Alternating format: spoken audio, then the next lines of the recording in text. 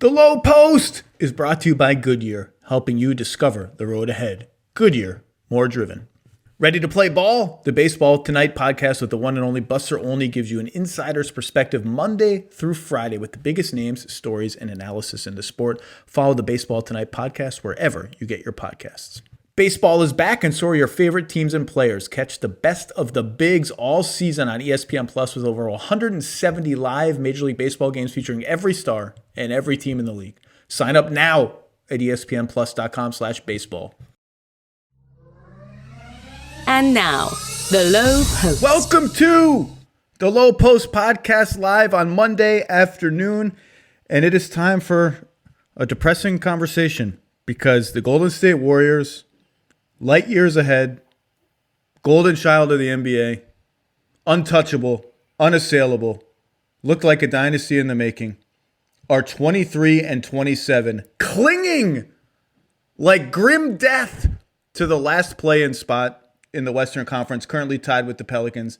They've lost 7 of 8, including, and I shit you not, a 53-point loss without Steph Curry, it should be noted, who is dealing with a tailbone issue, which sounds horrible, frankly, to deal with a tailbone issue, but that's another story, to the Tampa-Toronto Raptors. And it's time to start asking some difficult questions about the Warriors. This is the first time since the Monta Ellis trade when Joe Lacob was booed on his home floor because Monta Ellis was so beloved. This is the first time Bob Myers, Steve Kerr, this is the first time they faced any real scrutiny. And it's fair. This is welcome to the normal NBA. So to help us dissect this, our man on the Warriors beat, the one and only Nick Friedel. How are you?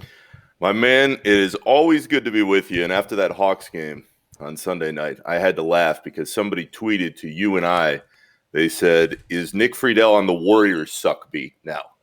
After all the years on the Bulls suck beat, when I was floating around the Midwest a few years ago because the Bulls were so bad, now it's become, have I landed with the Warriors when they are really, really that bad? And to see it, after all my years in the league, Mr. Lowe, the one thing I know for sure is what a mediocre team looks like, because I've watched plenty of them over time, and that is exactly what this group is and appears to be, at least in the short term, moving forward. Well, they are now, I think, worse than mediocre, at least by the numbers. They are 4 games under 500, a -2 per 100 possessions point differential. That is 22nd in the NBA, one spot right ahead of your old buddies, the beloved Chicago Bulls of the Bulls suck beat, who still aren't very good, although they're only now 1 game in the loss column behind the Warriors. And the play-in is official. The playoffs play-in, it's all officially in jeopardy. And we could talk about what's going on with this team and how they can't score at all when Steph Curry is off the floor. And even when he's on the floor, they only score at an average rate. And we'll talk about that. We'll talk about all the ire being directed at Steve Kerr right now and whether they run not enough Steph pick and roll. Steph pick and roll is the solution to everything. Some of that is fair, I think. But let's just zoom further out and ask the only question that matters. Klay Thompson is going to come back next season after a consecutive ACL and Achilles tear. Steph and Draymond are still going to be here, presumably. Steph is eligible for an extension that is almost incalculable in value right now or after the season. The last time we saw Steph, Draymond, and Klay Thompson playing meaningful basketball together, they damn near won the NBA championship without Kevin Durant, ran through most of the Western Conference playoffs, or at least the back half of it, without Kevin Durant. We're 34-4 without KD over 3 seasons going into those finals against the Raptors. Let me say that again. 34-4. 3 years will have passed between then and when they will next play a playoff game together, presuming they qualify for the playoffs next year and they're all on the team. And so the only question that matters, Nick, is can this group contend with these 3 stars and something like the current Warriors supporting cast, plus or minus an Oubre or something? Can they contend for the championship next season when Steph Curry will turn 34? No. And the sooner, you think it's that simple? I think it's that simple. And the sooner that the organization understands that, Zach, the faster that they can start to retool around Steph. But in that regard, the Klay injury told them, and this season told them that they're just not good enough. That core, as great as they were and as good as they still can be together, because I think they can be a very good team. But if the question is, can they win a title together? The answer is no. Steph is awesome. Steph's in the middle of his prime. He's still playing at an MVP level. I mean, if we're defining what the MVP is, Zach, Steph absolutely is the MVP because you take him off this team and they are a complete mess. But Draymond is not the same player as a few years ago.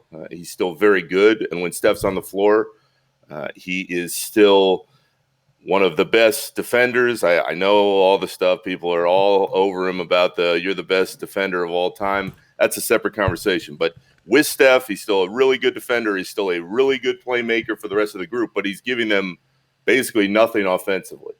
And then I don't know how anybody can count on Klay knowing that he's coming off these two awful injuries. So with all that in mind, if you're really being honest, and the Warriors have to be Bob Myers, Joe Lacob, Steve Kerr, everybody going into this summer, the answer to the question is no. So then the follow-up question is, well, what do you do to try and turn it around? And you and I can get into every layer that there is, but it seems to me that the only real question as to bringing in another star is, would you trade James Wiseman, the Minnesota pick, Andrew Wiggins, and a couple other picks potentially for Bradley Beal if he comes out onto the market? Because Beal would be great with Steph.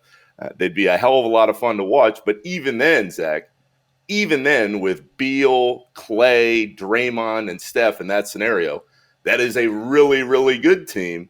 But I don't believe they can win a title either. So I think that the Warriors are in deep trouble as far as title contention goes again, because I just don't think, no matter how you add up the pieces, that it's enough to get them back to where they're used to be. Now, if they made a trade like that, I would disagree with you. I would put them right in the first tier. Now, is Beal the perfect fit? Not really. He's a third guard, right? You're committing to playing three guards altogether. But just as a talent play, the talent is undeniable. I think, look, I've seen those three guys do so many special things for the last 7 years that I am hesitant to just write them off as contenders.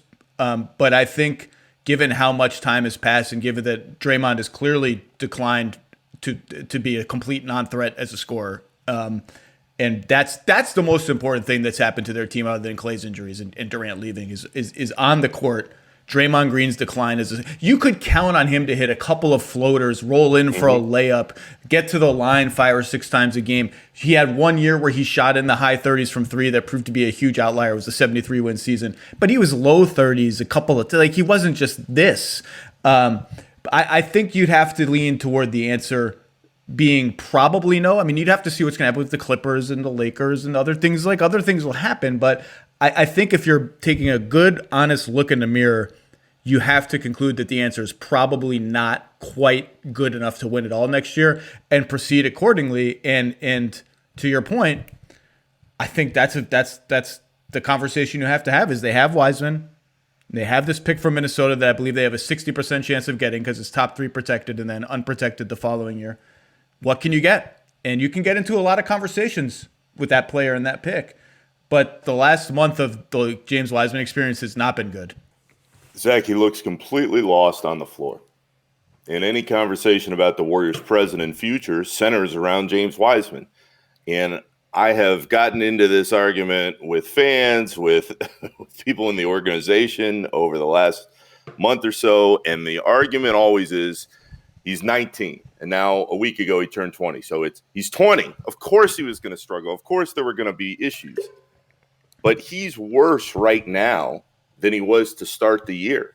It's unquestionable. He's lost right now. And you can see that he has no confidence. You can see it completely. And if you're trying to figure out where the Warriors go from here, what you're really trying to figure out is a year later, what do you think James Wiseman can be? And the problem for the Warriors, Zach, is it's not that they didn't know that Wiseman was going to struggle. They knew, and they knew that there were going to be growing pains. The issue is that they thought he would be able to kind of hit the ground running. And that hasn't happened. And once that didn't happen, you started to go, oh, man, so it's probably not going to be 2 years till he can kind of finds his stride. And maybe he can help at the end of Steph's prime and be that bridge that they need between one era to another. Let's just call it what it is. He hasn't been good at all. And if there is one knock that I think is fair for Steve Kerr and the coaching staff, and Warriors fans will say there's lots of different ways to go here, but I don't think they realized just how fragile Wiseman was going to be as far as development, physically and mentally. And once he got pulled out of that starting lineup, his confidence really got shaky. And then he got hurt, and then he missed those COVID tests during the All-Star break, and he missed the practice going into the first game, and there were all these different issues. But his confidence that started off pretty strong early has completely disappeared. And to build that back up in the middle of a season is really tough. And you just have to hope if you're the front office that with a summer league and with a full training camp and not having to deal with all the COVID protocols, that he can take a much bigger step. But the early returns simply aren't good. He has not been what they thought he was going to be, even though they knew he was going to struggle. And look, people think drafting is easy, whether it's at the top or the bottom of the first round. It's not. I mean, we had like 4 teams voluntarily, or several teams voluntarily didn't take Luka Doncic. I mean, it's hard. People make mistakes, but the way LaMelo played in Charlotte this year, probably still the favorite for the Rookie of the Year, I think throws the Wiseman pick into even a brighter spotlight. And look, you see glimpses. He is 20, and you see glimpses. But for the last month when he's been in the game, available to play, the only glimpses really have been when he catches alley-oops, and he hasn't really been that dynamic doing that, frankly. And we can talk about why that is. But defensively, he moves his feet, he slides okay. You see there are even moments where I'm like, I wonder if he could be a switching 5. He sometimes looks kind of comfortable switching. But then there are other moments where he jumps. He does the cardinal sin for big men. When you jump late to block a shot, and you jump so late that by the time you've jumped, I'm late. And then not only have you not affected the shot, you can't box out for a rebound. So you've missed everything. You've missed the mark on both counts. He does that a lot. But and again, he's 20 and he's learning the NBA after not playing college, basically. He also started the season 5 of 6 from 3. He's 7 of 30 since then. So the 3-pointer that looked like it was going to be exciting has completely disappeared. But, it's way too early to call him a bust. In fact, I still think he'd have pretty healthy trade value around the league. It's just taking a center at number 2 when you have Steph Curry at age 32, 33 now, you got to nail that pick. And right now, the early returns, as you said, and the early returns matter because they want to win the championship in the next couple of years. They want to try to. So you can say it's early, but it's late for Steph. It's late for Clay. It's late for Draymond. And he doesn't look ready. And he doesn't look ready even to be like Tyson Chandler on offense. And we can talk about how the ecosystem has sort of worked against him in that way, but the early returns just aren't good. Zach, you can't have it both ways. And I think that's the issue that the Warriors are dealing with, because you can't go, oh man, this kid can really help us. And we believe that he can really help Steph over time, even though we know that he's going to have his problems. And once he's struggling, turn around and go, oh, he's 19. Oh, he's 20. This is what the Warriors understood all along. And this is where I see red flags as far as Wiseman's first season, because the Warriors have gone out of their way. I mean, you've got Juan Toscano-Anderson and Damian Lee pushing back on a tweet by my buddy Anthony Slater about how Wiseman needs to do better as a 20-year-old and needs to show incremental growth. And you're going, why are they defending him like this? And the answer, they're teammates. But the answer, I think the problem is, though, the answer here is it goes deeper than that. And absolutely, that's understood as a teammate. But I think that they know how much he's struggling. They know how much he's seen and how many people are all over him, and they're trying to defend him more now. And that's something that every young player's got to deal with and respond to. And I can't tell you how many times, Zach, I've gone to every single Warriors game at Chase Center. Wiseman makes a mistake instantly, shoulders slumped, head down, walks slowly to the bench. Teammates try to walk over and pick him up and say, oh, it's going to be all right. It's going to be all right. But once he makes that first mistake, it's like a snowball. Then the second and third ones come. And then you go, oh, no. So that's the thing that would be very concerning, is that what they're teaching him on the practice floor is not translating to games right now. Not to say that it can't happen. And like you said, nobody is saying he's a bust. But the improvements that you want to see from a young player aren't there, on top of the fact that I think he's really struggling to criticism. I think one of the most honest things Draymond said all year was a few weeks ago, he's like, let's be real, this is the first time this kid's ever struggled on a basketball floor in his life. And when you go through those first struggles and you don't bounce back, that's a serious, serious issue. And again, there's a lot of blame to go around in this Warriors situation. But Steve Kerr wanted to win, and he wanted to win now, and so did Steph and Draymond, etc. But the Warriors, in hindsight, would have been better served saying James Wiseman is going to start, and he's going to play at least 20 to 25 minutes every night, and we are going to live through the mistakes, whatever they may be. And early on, after they saw that he was struggling and that he wasn't putting it all together, he was going with Kevon Looney more. Then he was starting Kevon Looney. Then Wiseman got hurt. Now he's not sure exactly what seems to be going on. And all of those stops and starts and all of the lack of progression that we've seen have all added up to a really disappointing first year for the young center. Steve Kerr just loves Kevon Looney. He's like the security blanket. I feel like if Steve Kerr got to pick the Team USA roster, Kevon Looney would make it as like a 13th man. Just like, we got to get Kevon Looney. He'd be like the Mason Plumlee of Steve Kerr's Team USA roster. It's like, and that's not Kevon Looney's like, he has a good feel for the game. He's a solid player. He's also, if you ask me to rank like who are the 10 most boring players in the NBA, like who when they're on the floor, you're like, I'm now 10% more bored by this game. He would be on the list. He might be number one. He might be the most boring player in the NBA. No, he's a good player. No one is like, oh, sweet, Kevon Looney's in the game. Here comes a layup where he doesn't jump at all, and it may go from one side of the rim to the other without touching the rim. It's always streaming season on ESPN Plus. Stream thousands of live events, exclusive originals, the full 30 for 30 library, plus premium articles from NBA experts like Ramona Shelburne, Brian Windhorst, and yours truly. Sign up now at espnplus.com/lowpost. Hey fans, just a quick reminder that the entire world of sports is in your pocket, just one tap away. With the ESPN app, one tap puts you courtside at the NBA playoffs and keeps you covered with the entire 30 for 30 library exclusively on ESPN Plus. We're talking sports anytime, anywhere, on your phone or the big screen. Hey, you could even be listening to this podcast on the app right now. So if you're looking for personalized alerts, scores, and legendary moments, there's only one thing you need, the ESPN app. Download the ESPN app now. Let's talk about some of the names you just mentioned. Damian Lee, Juan Toscano-Anderson, solid players. Those are real NBA players. Like Damian Lee's been really good for them. Bang for the buck. I love Juan Toscano-Anderson. Okay, I think he's a real NBA player. I'm glad they gave him a shot. They are just too dependent on guys that are 10th men. Like their bench is just a bunch of 10th men, and they're over relying on them. And that's where the scrutiny will start to be directed at the front office, right? And so you'll hear things like, well, do people remember Nemanja Nedovic taken with the 30th pick? Jordan Bell didn't work out. The Damians, Jones and James didn't work out. They bought the Pat McCall pick, Jacob Evans. The Smailagic thing is going to follow them around forever if he doesn't turn into anything.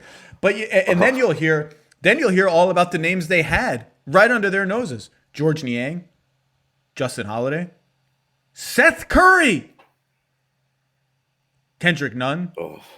And you'll want to say, well, look at all these missed opportunities. And then you'll remember, really hard, and we talked about this about Garpax. Yeah. Everyone got so fed up with Garpax, hated Garpax. Just they would list all the draft misses and then like ... But they did get Jimmy Butler at 29 or 28 or whatever. There's a 30. There's no but. You got Jimmy Butler at the end of the first round. That's like worth 10 hits on the 16th pick. Yeah. And this is the front office. They got Draymond Green in the second round.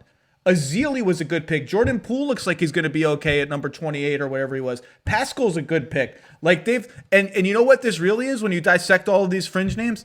This is the real NBA. This is a normal front office. This is a normal this is normal life. You hit some, you miss some. This is what happens to great teams. They get old, they draft 30th every year so they don't find anyone that can really help their team, and they get bad. Now, the Warriors aren't bad yet, and they got a long way to travel to get bad, but this is the cycle that great teams almost 9 times out of 10 travel. And so whenever there's, Steve Kerr did this wrong and Bob Myers did this wrong, the Ringer just did a whole draft analysis of every GM value compared to expected value for every pick since 2010. The Warriors finished 5th, largely on the backs of the Draymond Green pick. So this is just life. It's what the Spurs did, staying that good for that long is like impossible. It doesn't happen. And so the Warriors are living the back end of a dynasty right now, and they're going to fight like hell to keep it going. But this is just, when you want to scrutinize, why does their bench stink? Who are all these people? Where did they get them? Why don't they have better players? Well, they have 3 guys making over $110 million a year, no cap room, no exceptions, no anything, and they pick 30th every year. This is what happens. I feel like we're standing in a Family Feud, and I need to just sit there and clap for it. Good answer, and actually mean it. Who's your best Family Feud host? I grew up with Ray Combs. Nick, I knew that there was a reason why we got along. There you go. I will fight. I thought anyone. He was awesome. Anyone. Ray Combs is the number one best Family Feud host. Do you know what he would do? Like once or twice a year. I used to watch Family Feud like every time it was on, I would watch it. Yeah. Once or twice a year, the first person in Fast Money would win, would get 200. And then he would say, okay, we're going to play a trick on the next person and ask them like 5 impossible questions. And like by the 4th one, the person would start getting onto it. And like, this seems like Ray Combs. Anyway, we're totally off the rails. Ray Combs, a legend. I don't even know what the hell we were talking about. No, I got you because we were talking about the real life of the NBA. And this is real. You could go through every team and be like, well, how did they let George Niang go? How did every team has this conversation? Zach, I was looking at the box score last night. I'm going, man, how did they get this bad this quickly? How did it get to this point? This is the bench that Steve Kerr played against the Hawks on Sunday night. Kent Bazemore, Jordan Good player, Poole. solid player. Kent Bazemore this year has not been very good. He's been riding the struggle bus, but like he's making the minimum. Exactly. Like for what, but this speaks to your point. For what you're paying these guys, and for them being like the 10th man on a regular roster, okay, if you're viewing it through that prism, but this is the point. This bench last night that played Bazemore, Poole, Juan Toscano-Anderson for a few minutes in the 4th, who picked up 3 quick fouls, Damian Lee, and Kevon Looney. And Pascal is hurt. He's got a hip injury, but he was out of the rotation over the last week. But that's your bench. I mean, people get so focused on Steph and Draymond and what's going on, what's going to happen with Oubre and Wiggins. Still looks like Andrew Wiggins. What defined that Warriors group for so many years? It was Andre Iguodala and Sean Livingston and David West and Bogut and all these guys coming off the bench. Barbosa would come in and have a game.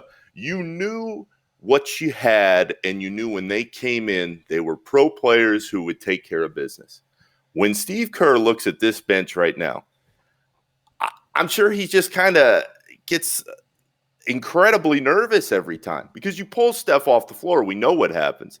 But even now, look at that list. Think about that list. There is nobody. And I know that Poole has been a little bit better this season after coming back from the G League bubble. But, Zach, I'd argue that there is nobody I'd want long-term out of that group. And that goes with Looney being a favorite of Kerr like Taj Gibson is for Tibbs. Like, he's in that group. But there's no person that I would build forward with. I still have a lot of doubts for everybody on that list. So with that in mind, it's just another reminder of how far away they are to me, because we can talk about the issues at the top of the roster, and they are large once you start going past Steph. But the issues at the back of the roster are just as bad, and they've got a bunch of 10th and 11th men who are getting bigger minutes and have been all season, and it's a reason why they are where they are in the standings. Well, and again, Klay Thompson is injured. Okay, It's like Ben Simmons missing the playoffs last year for the Sixers. You shouldn't bury that. We can't bury that. The solution to, well, our team falls apart when one star is off the floor, you can play that guy more. Newsflash, Steve Kerr's thought of that idea. They're not doing it, and if they're not doing it, see, it's not like Steve Kerr, they're in a meeting and someone's like, hey, what if we played Steph 39 minutes ago? Whoa! You can do that? Let's just do that.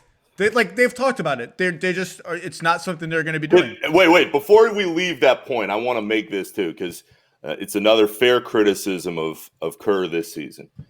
Steve has been so good for so long in dealing with the media, and he's so open to all these different interview requests, and that's why he gets the benefit of the doubt, I think, largely throughout the league. But Zach, again, for all the good that Steve has done in that realm, and he's the best manager, coach I've ever dealt with as far as getting the narrative he wants out for his team on a daily basis.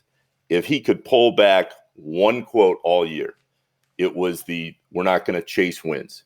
And it was in reference and in context to Steph playing a few more minutes. I think they were in San Antonio a couple months ago.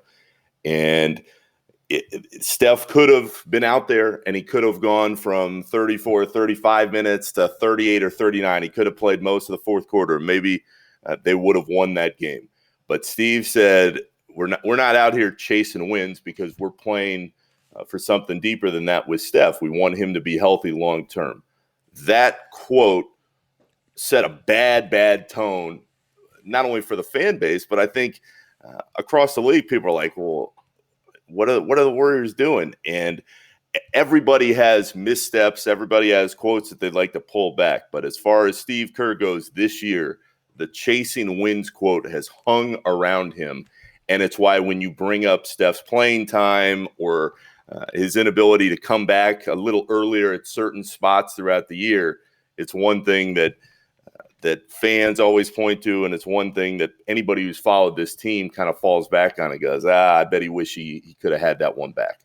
The other solution other than just playing Steph more would be to stagger your best players so that one is always on the floor. Obviously, their second best player is not present. That's Klay. He's recovering from an injury. We all miss Klay. Klay is one of my favorite players in the league. And Draymond Green is not that kind of player. They've clearly decided we're just tethering Steph and Draymond together for as long as possible. You'll get some Steph-only minutes at the end of the first quarter every game, and maybe at the end of the third quarter.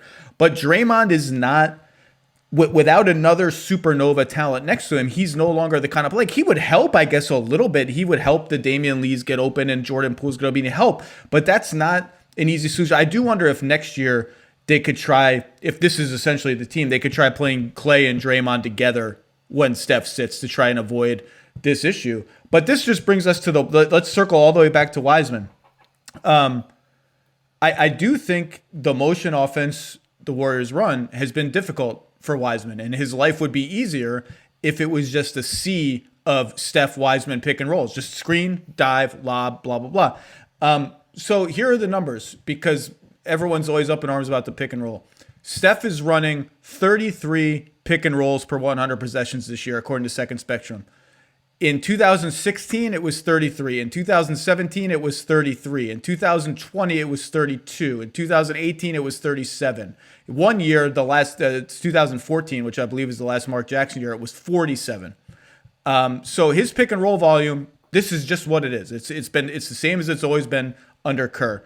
And the issue is, if you run Steph Wiseman pick and roll, have you seen the way teams are guarding Draymond? They're not guarding him at all. There's a third guy right in the lane clogging everything up. Now, can they still be successful at it?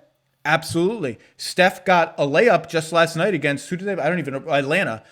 when they put Draymond kind of along the baseline, not quite all the way in the corner, he slithered through and got a layup on a Curry-Wiseman pick and roll. The Curry-Green pick and roll is still really effective. Like, dump the ball to Draymond, lob to Wiseman. They got an Oubre dunk out of that action last night.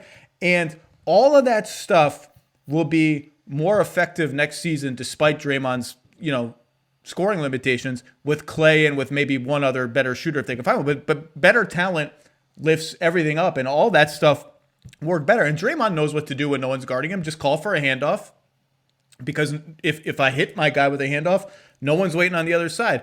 Well, if that's Kelly Oubre, the defense doesn't care. If it's Klay Thompson, the defense really, really cares, and a lot of stuff opens up. So, look, we've all lionized how the Warriors, not we, fans, have loved how the Warriors play, right? They're the anti-Harden. They're the anti-Houston. What a breath of fresh air that this team plays offense this way. And they no longer have as many high IQ guys. You mentioned all the brain drain that's happened with Iguodala and Livingston and all that. And now they're more desperate for offense. I do think there is merit to the criticism that Steve should lean a little more in the direction of, if Steph is willing to do it, and I bet he is, of just put the ball in our best guy's hands and not have him run around all the time, not have any possessions, minimize them. When Andrew Wiggins shoots a long two out of a pick and roll, though, he's been fine this year. When Kelly Oubre does something, let's just go whole hog, hand the offense over to Steph. I do think there is a happy medium between the current offense and the offense that some of the really, really strident Kerr critics want to see and won't see. I think there is a happy medium in there somewhere that they should and could get to. It ties back into exactly what we've been saying. They don't trust Wiseman really at all out there on the floor yet, because they know he doesn't know where to be. He's not comfortable. Zach, his hands are really bad.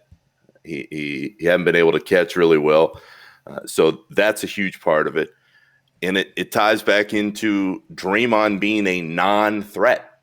I mean, teams just – I can't tell you how many times teams have sagged off Draymond to a point where they are giving him, 10, 15 feet all the time. They are daring him to put up any kind of shot because, one, they know that he doesn't have the consistent confidence to do it, and two, all he's doing is looking to make that extra pass, usually to Steph, and he's trying to force it in most of the time, and sometimes he gets burned. Although I will say Draymond is the only one out of this group who actually seems to be looking for Wiseman on a regular basis. And by the way, is still an all-world defender. I mean, it's like, and forget the assist. The assist numbers are amazing. The assist numbers are even a little problematic for me because it's indicative of his complete lack of interest in ever shooting, basically.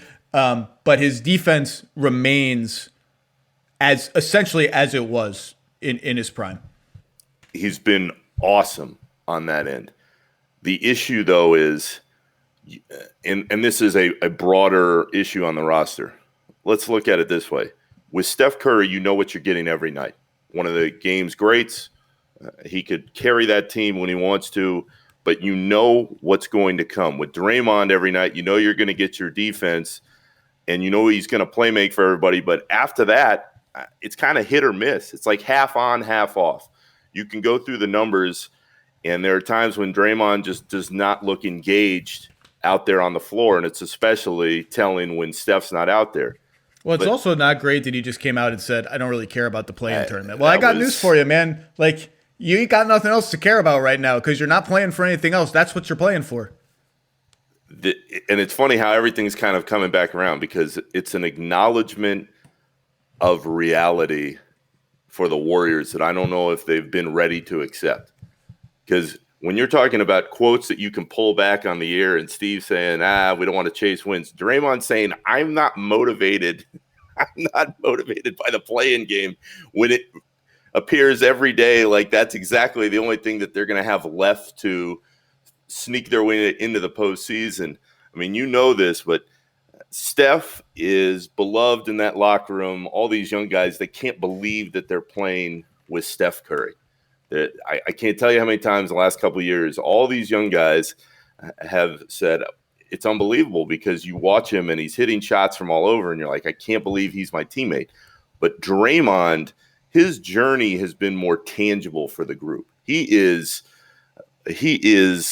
beloved internally. And so for Draymond to say that, you can't tell me that these young guys weren't sitting there going, oh, well, if Draymond's not that into it, what do we need to be that into it for? So that I understood what Draymond was saying. I think Kerr did too, but it did not set the message that's needed for this team this year with where they're at. But getting back quickly to the roster issue, you know what you're getting from Steph. You know, at least most of the time, what you're getting from Draymond when Steph's out there. Andrew Wiggins, Zach, a year and a half later with the Warriors, I think defensively he's a little more consistent. But guess what? He's been solid. He looks a lot like Andrew Wiggins when you look at the box score. He's going to get you 18.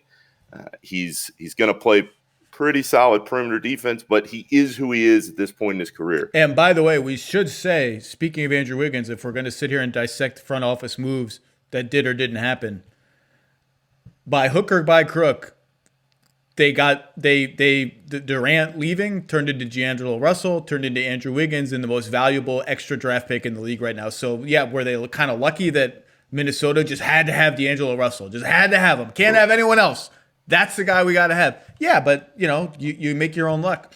The larger point I was trying to make is Steph pick and roll is a little bit more complicated because of the presence of Draymond Green. Draymond is essentially an extinct species in the NBA. He's a perimeter big who can't or won't shoot. That player doesn't exist anymore.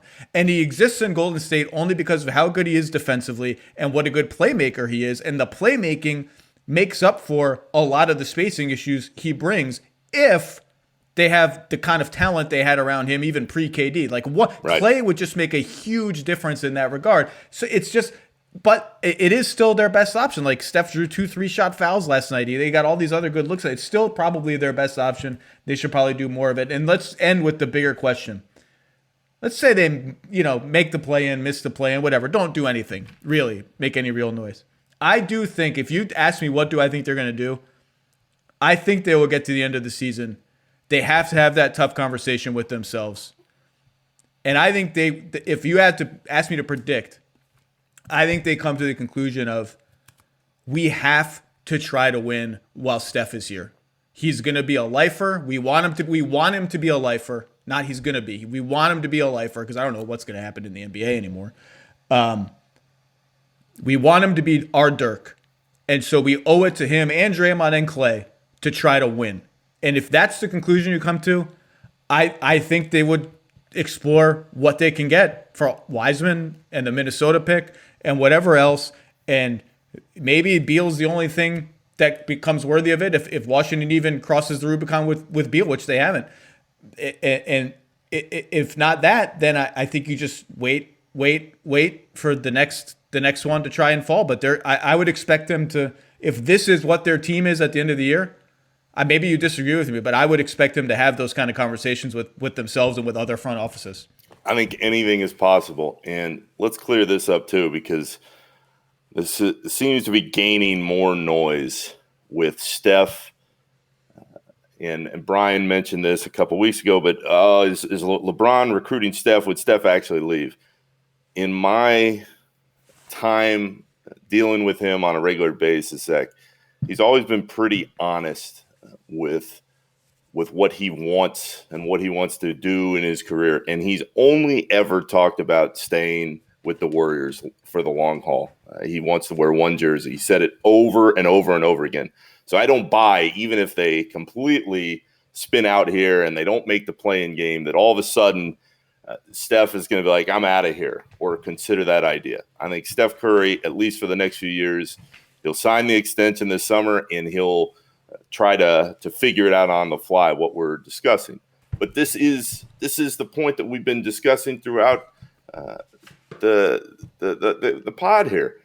When you look at the roster, what other option is there aside from Wiseman and that Minnesota pick? Because Draymond at this point in his career is who he is. Wiggins is who he is. If you keep Oubre is so up and down. And I'm not even sure, having watched him now all this year, if he really fits with this group. Clay will help. But Clay called his shot a few weeks ago saying, hey, I'm not coming back playing 40 minutes, guarding the best guy, dropping 25 every night. It's going to take time. So aside from turning Wiseman in that pick into whether it's Beal or somebody else, That's the problem when the Warriors front office looks at all its options. They are capped to the max. I mean, this is what happens. The bill came due for all the success they had over the last few years because nobody was faulting them for redoing the Clay deal and giving him max money. That second injury was awful and the timing was terrible. Nobody's going to fault him for giving Steph mega max money. Wiggins, it's like you said with D'Angelo Russell. Like they had to get off that money somewhere, so that turned into Wiggins and this Minnesota pick. But that contract is awful. You know what they should do? They should just trade Wiseman and the Minnesota pick back to Minnesota for Karl Anthony Towns. That's the trade. Now, I'm half being facetious, but if you don't think the Warriors brain trust is sitting there rooting against the team of every in their prime star in the NBA, rooting for every one of those teams to fail, from Milwaukee to Minnesota to you name it. I mean, that's because they will ultimately need someone to say to them, I want to go there. Trade me there. They have the stuff. Trade me there. And that's a two-way street. That's the player. The Warriors have to want that player. The player and his team have to be at a point of no return. Who knows if that will happen? But, man, it has been a rough year for the Warriors. And I before we say goodbye, Nick, I have to tell you, no team should want you in their market, man. Like that's the basic reality here. If I'm any other team, like if we're starting, like the Nuggets are getting hot, like hey, maybe we should send Nick to Denver. Tim Connolly should get on the phone with the big bosses at ESPN, but do not send Friedel here. All right, Nick. Thank you, man. Oh, buddy, it's always good to be with you.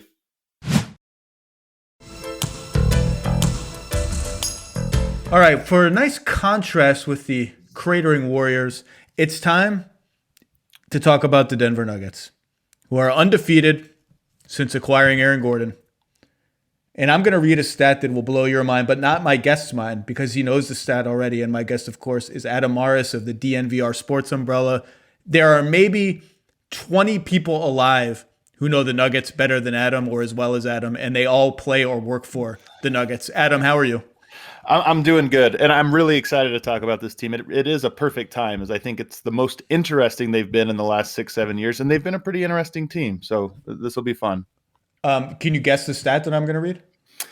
It could be the net rating of the starting five. It could be. I'm not even going net rating because it's more impressive the other way. The new starting five with Aaron Gordon, so that's Murray, Barton, Gordon, Porter, Jokic, has played 90 minutes.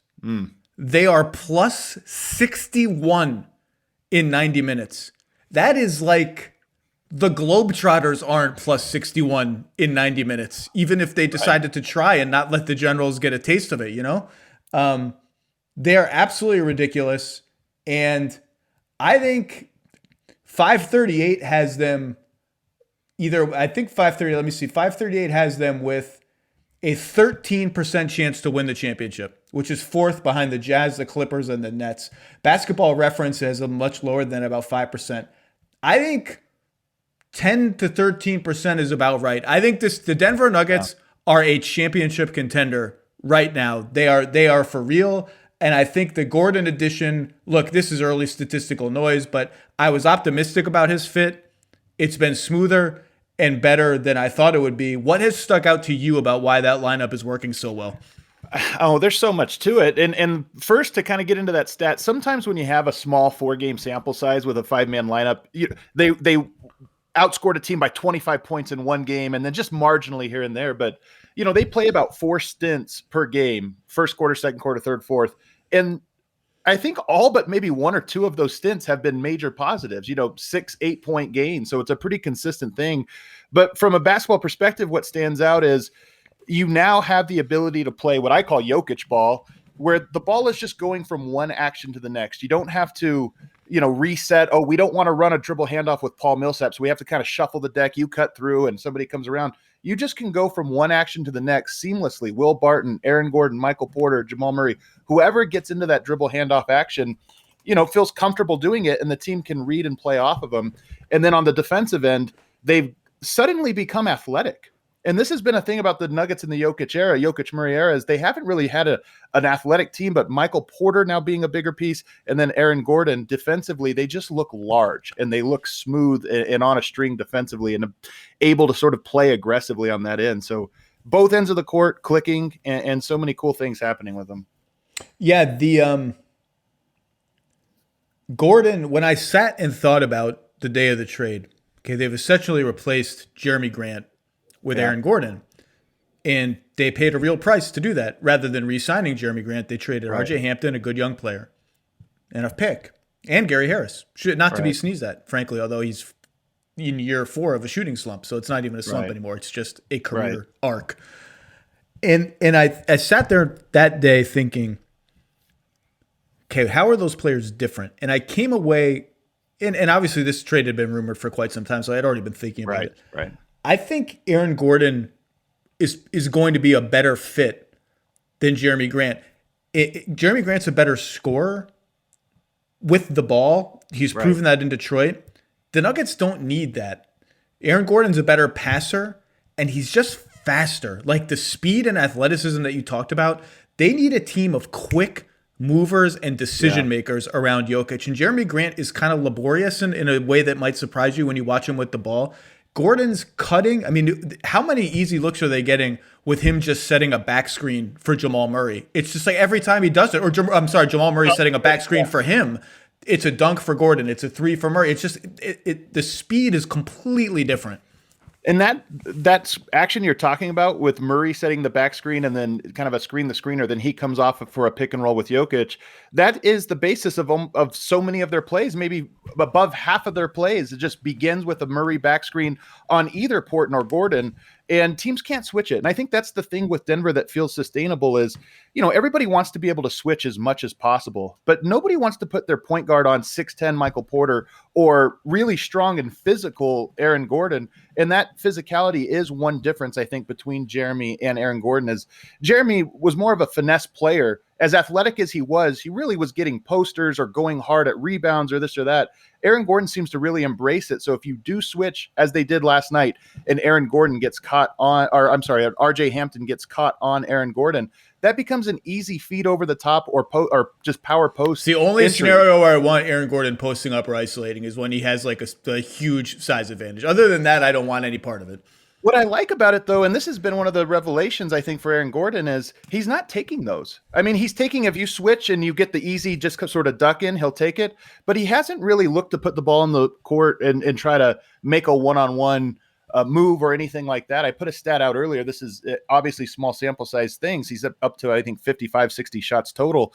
But over 77% of those shots have been assisted. 2-point shots have been assisted, which is more than double what his rate was for his career. So he's really cut out any type of self-creation. He's almost being you can tell he's being he's trying to be unselfish. Like he's throwing some passes where I'm like, man, I don't even think you needed to pass that one. You could have taken that shot. And I mean, zooming even further, and their bench, we can talk about their bench and whether they'll stagger Murray and Jokic when it really matters. But they're pretty deep. I mean, they're playing this bench mob last night against Orlando of Campazzo, Morris, Dozier, JaMychal Green, who's been great for them, and JaVale McGee making his long-awaited Denver re-debut. And it's like, well, they don't even have Paul Millsap out there in that group. They can play Millsap and Green together at the 4 and the 5. If they decide to stagger Murray, and weirdly, the Murray only and Murray and Jokic separate have not worked at all this year. I think that's probably a fluke. If they stagger Murray, like, does Campazzo not play? Is Campazzo not playing a crime against basketball? Yes, it is. We all need more Campazzo in our lives. They're just deep and they're loaded, and above and beyond all else, you just mentioned the pain of switching. Yeah. And I think that's what Murray and Jokic proved in the playoffs last season. They have an answer for everything. Right. Whatever defense you want to throw at them, because Jokic can post up and Murray can take bigger guys off the dribble, there is no answer that you can throw at them that they don't have a counter for. They know every trick. They know every scheme. They know how to counter it. And the bigger story, Jokic has obviously gotten a ton of attention. He's the MVP frontrunner right now. I think he is the MVP. Murray, over the last 6 weeks, has been, if not the player he was in the playoffs, which was like Michael Jordan crossed with Batman. a legitimate star player. He has made the leap to consistent, efficient scoring, confident playmaking, and their two best players are not reaching their apex, because we don't know where their apex is, they're so young, but are reaching a level that is going to be pretty close to their apex at the same time. And that is a very, very powerful thing. I think with Murray, it's not just the shot making, which, the 3-point shot, everybody knows about that. His mid-range game is very good, and his ability to finish at the rim and get to the rim and be creative around the rim is very, very good.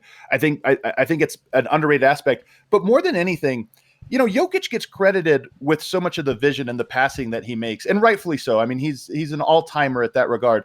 But Murray, I think, does so many things to set up a lot of Jokic's great passes, because he too reads the court so well. And their chemistry with that, it's not always just the two-man game back and forth to each other, but even now with Aaron Gordon and Michael Porter, two guys, again, that once you start switching on the backside, they start to get size and weight advantages. Murray is so good at bending the defense to take them out of position for an easy Michael Porter duck in, Aaron Gordon duck in or cut. And it's just working beautifully right now. 5 or 6 times a game, Murray will have what should be credited as a cut assist or something like that, where his cut he's fooling the defense, knowing exactly what he's doing to opening something up. I'm glad you brought that up, because when people think of Jamal Murray, they think of contested jump shots. They think of a guy who has huge balls. They think of a guy who's comfortable in the spotlight. I don't think smart is the first term that comes up. He is a really smart player. The way he prods and reads the defense, the way he and Jokic know how to play off of each other and use these little 1-foot windows of space in effective ways is really, really special. That's what I was really interested most in asking you is, like, I am almost afraid to jinx it, because nothing lasts forever in the NBA. Right. Nothing even seems to last for 5 years. But these two guys are so good together. Yeah. And Porter is incredible. Like, the fact that they drafted him because of all the injury concerns he felt to them and is now hitting his potential. The NBA, man, would it be amazing for the league if in a non-glamour, non-coastal market, these 3 guys or 4 guys or 2 guys, whatever you want to consider the guys, can grow together and be together. I mean, Murray and Jokic could be Stockton and Malone. I mean, it could be 15. I mean, should I be fearful of saying that? And are people in Denver, basketball's never been the number 1 or number 2 sport there, really. Right. Are they starting to realize, like, this is a pretty awesome thing that could happen? Like, we could be contending for championships for 10 years. I think it's really starting to hit. And that bubble run had a lot to do with it. It wasn't just nationally, even locally. I think people were skeptical of whether the Nuggets could make a run that deep at this stage, or if they were missing pieces or this or that. And so I think there was a lot of enthusiasm following that. But I like that you said that, because you're right. Those two do fit together so well. And it's so rare to get 2 players drafted in an organization that kind of come through the ranks and develop a chemistry like that over time. And this is 6 years in the making. And you just don't see that too often anymore. And the chemistry is so great, and it is. And they held basketball. And to credit Tim Connolly, they held fast to Murray when Murray was not shooting well. When Murray was shooting 33% from 3, and people like me were like, "Well, where?" I thought this guy was supposed to be a shooter. When he was hesitant taking threes, when he was dribbling out of threes to take floaters, they sniffed around trading for Eric Bledsoe. Wouldn't include Jamal Murray in that. Obviously, didn't do it. They had that deal lined up for Kevin Love the night Paul George got traded to Oklahoma City, right? They were going to be part of some 4-team monstrosity. Jamal Murray wasn't going to be in that. Right. Jamal Murray was my wild card. If a wild card team should go after Kyrie Irving, it's Denver using Jamal Murray. Nope. This guy's going to be a star. He's going to be a star. He's going to be a star. He's made for the playoffs. And they were 100% right. They didn't get Kevin Love. They didn't get Eric Bledsoe. They didn't get Kyrie Irving. They were 100% right to stick to their guns. And now they have a chance to grow this thing internally for a long time. And Porter, we really should talk about Porter, because in my 10 things column about 3 weeks ago, I had a note that he was getting better on defense, that finally he was starting to make reads off the ball. Look, is he a plus defender? No. Right. Is he going to make mistakes? Yes. But he's a playmaker on defense. He's getting chased down blocks, and you can see his size There was a game recently where he was trailing a shooter over a pick or something, and you could tell that shooter caught the ball and he was open, but you could tell that shooter thought, I know there's a 6'10" guy who can really jump, like somewhere lurking behind me. I'm not shooting. Like his size has a real deterrent effect. You can see it. And you talked about he's bouncy. His athleticism is weird because there's parts of his, he's very low in certain aspects athletically, but very, very talented athletically. And one of those is just how quickly he gets off of his feet for block shots, for rebounds, for tip-ins and things like that. And so you're right that he still makes mistakes defensively. You're right that you're still not putting him on, Kawhi Leonard or LeBron as your first option defensively or anything like that. But I do think that he's actually becoming a positive impact player in aggregate. You might be right. He might be. And I think in a playoffs, it's where you really get tested because then teams start to say, okay, here's where he's weak. Let's try to put where's the weak spots. And I'm really curious to see how he does there. But over the 4 months of this season or whatever it's been, he has gone from a guy that was making mistakes, it felt like every other possession, to a guy whose mistakes now are loud but limited, but they're balanced out by the big plays, as you mentioned, blocking shots as a trailer, blocking shots as a weak side guy, grabbing a lot of rebounds and helping clean up the glass. And just the aggregate length now of Denver: Murray 6'5", Barton 6'7", Michael Porter 6'10", Aaron Gordon 6'7", 6'8", but big and long. So they're just the aggregate length, I think, now is really causing problems for offenses, and it's neat to see. And you can see opponents are making the decision: do we put our 4 on Gordon or do we put him on Porter? Right. And when Porter has a 3 on him, when he has a size advantage, I mean, he's getting offensive rebounds, which is a really smart way for him to leverage his size and athleticism over those guys. And he just can shoot over them. Like, he's an incredible shot. People who have not watched enough of the Nuggets, just watch the shots that Michael Porter takes and makes look easy. And they're not easy. There's dudes right in his waist and he doesn't care. I put this on Twitter real quick. I put it on that my favorite mixtape from last year was just every shot Michael Porter made last year, because you watch it and it looks like a mixtape of difficult shot making, but it's just he's so efficient at tough shots. Swish, swish, swish. And I give him a lot of credit. Like, you can tell, if you watch really carefully, you can tell, I don't want to say tension, you can tell he'd like more of the offense. Okay. You can tell. There are possessions where if he gets a rebound, he's taking the ball up the court. He's not just going to pass it to Nikola, who's calling for the ball. And he's going to take some time. So it's there. But he deserves a lot of credit. He has not forced anything.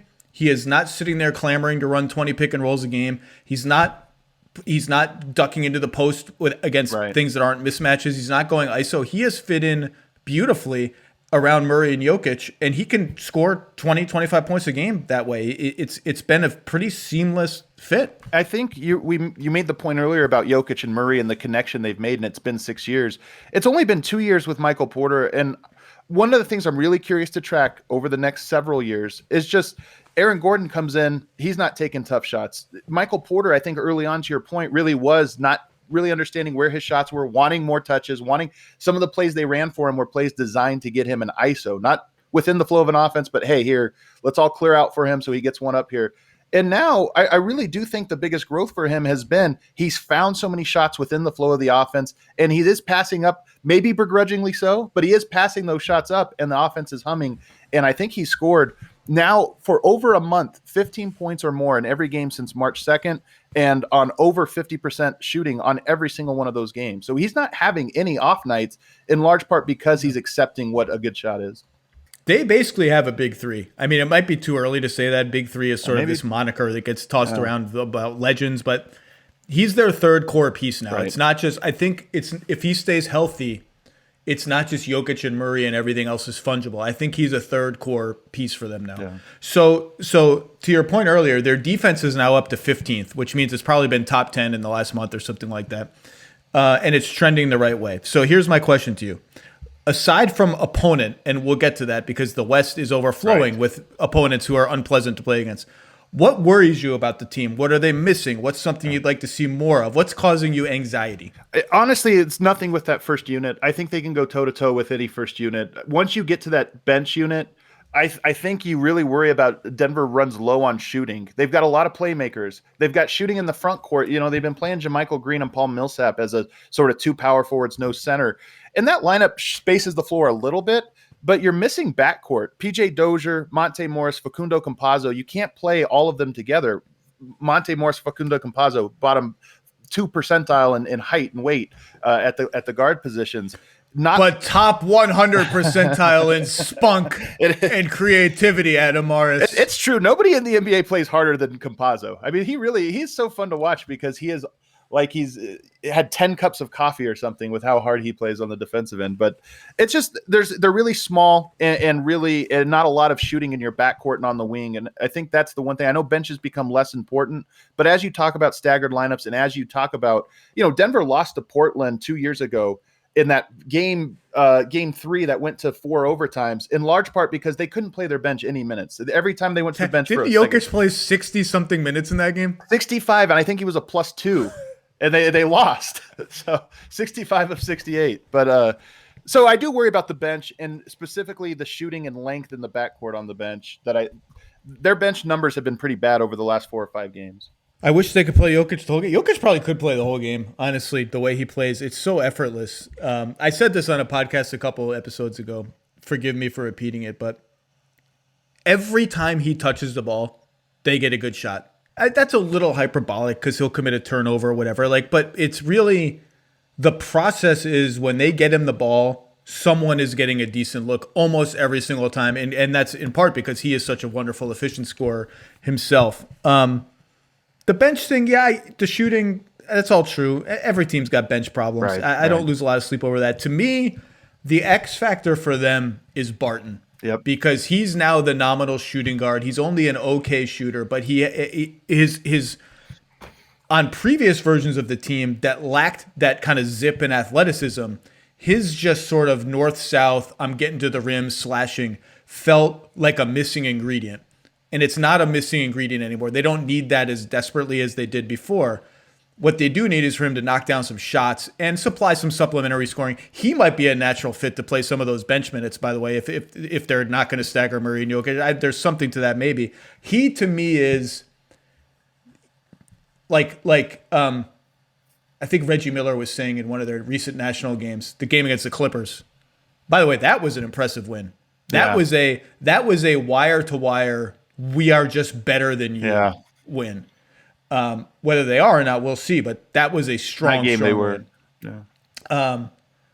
Reggie was saying, well, Aaron Gordon is, might be the 4th option in Denver.